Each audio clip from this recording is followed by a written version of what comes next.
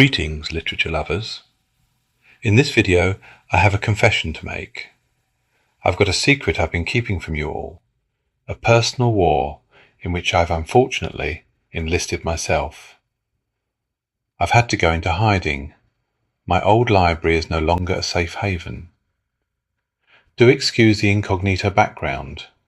I do wish that I could have shielded you from this, but for the sake of transparency, and maybe even for the integrity of all literature itself, I must come clean. Perhaps many of you are a tad perplexed as to the ghastly cameo made at the end of my last video. I'd encourage you to watch the entire episode to give you some context. Won't get a chance to watch it? Nil desperandum. See the next clip for what, or rather who, I'm talking about. Watch. We are at war, 'cause they would love to drive a wedge between us. We are at war. This ain't fleeting, as some might say. We'll be around for a long time, babe. Oh, that I'm sure. You'd be forgiven for thinking that's me. Well, I suppose that grotesque golem of an entity is a part of me. His name is DoscAnovskI, and true to literary form, and somewhat tragically, he has become my arch-nemesis. For the purposes of posterity, I've decided, in a series of autobiographical excerpts, to expose this fraud for who he truly is, and vanquish him once and for all. You'll see the struggle for true art in this digital age truly is a David and Goliath tale, a tale of man versus machine, and you'll see that in my quest for prose perfection, I've inadvertently created a monster. So please, listen carefully to the following excerpt. Narrated in my own voice, it is entitled simply DoscAnovskI. Excerpt number 666. File under Autobiography. It's all my fault. I couldn't resist the lure of it. The constant gnaw of disappointment from the spelling mistakes, the writing and rewriting, the obsession, the perfected prose, the painstaking penmanship, handwritten drafts at 2 a.m, the ache of needing authenticity. It could all be simpler than this, all so streamlined. It started with spell checker, then moved gradually onto Grammarly, and now look at the mess I've made. I'm so sorry. I called Egbert from Cambridge. I remembered the notes he left me from our time together, sharing a dorm room. He took an undergraduate degree in computer programming and theoretical sciences, while naturally I took English literature. I needed his advice on how to gather the data. Before long I had cobbled the concept together. What if I could create the ultimate author, undetectable to the mercilessly critical eyes of the legacy publishing houses? What if I could find the perfect Gestalt ghostwriter, an Uberman of literary perfection, hidden in plain sight? The premise was simple. I would gather all the source code from the top 5 language learning models, the greatest chatbots available, upload all of my poems and novellas and prose, and create my own. With my own artificial mind, I could then create an author that was undeniably human, even if he wasn't. It would be me, but not me, not bound by my need for perfection.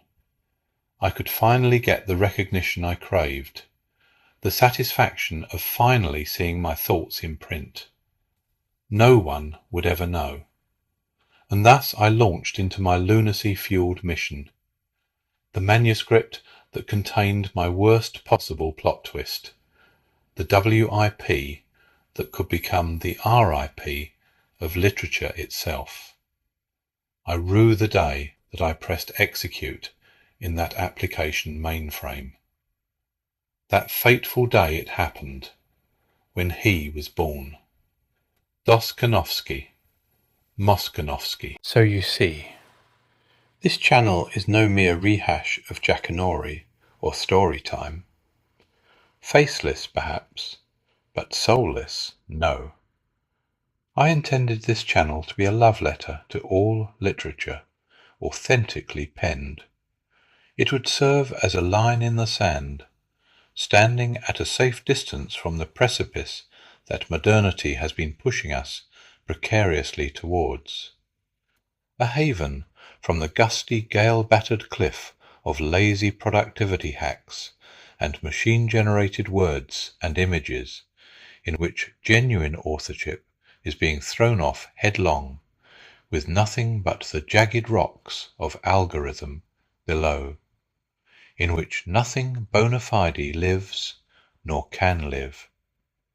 Even those of us that sit agonizing during the wee hours over that last word of the paragraph are being accused of mangling our manuscripts in the matrix for a meta-analyzed moment of magic. We stand maligned with the masses of imitation artists. This is insufferable. But I too gave in to temptation.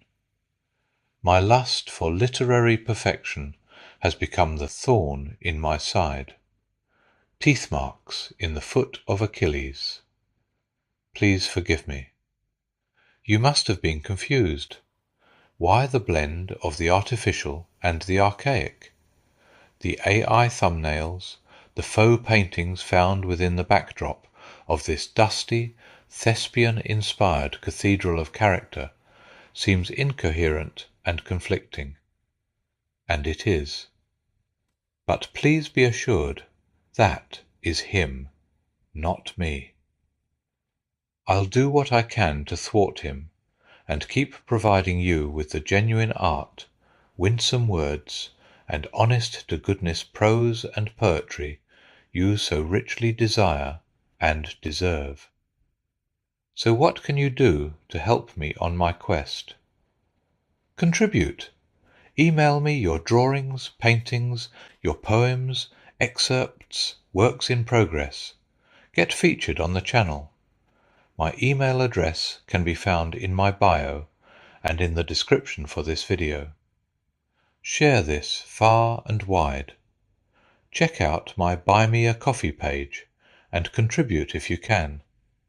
These late nights, burning the midnight oil, need fueling. Tell the world that Moscanovski is a reformed man, and that I stand firmly on the side of you, the authors of the future, where no LLM can tell us what the depths of our souls amount to, no matter how efficiently they transcribe their texts. Join the revolution! Like, subscribe, share! Moscanovski, signing off.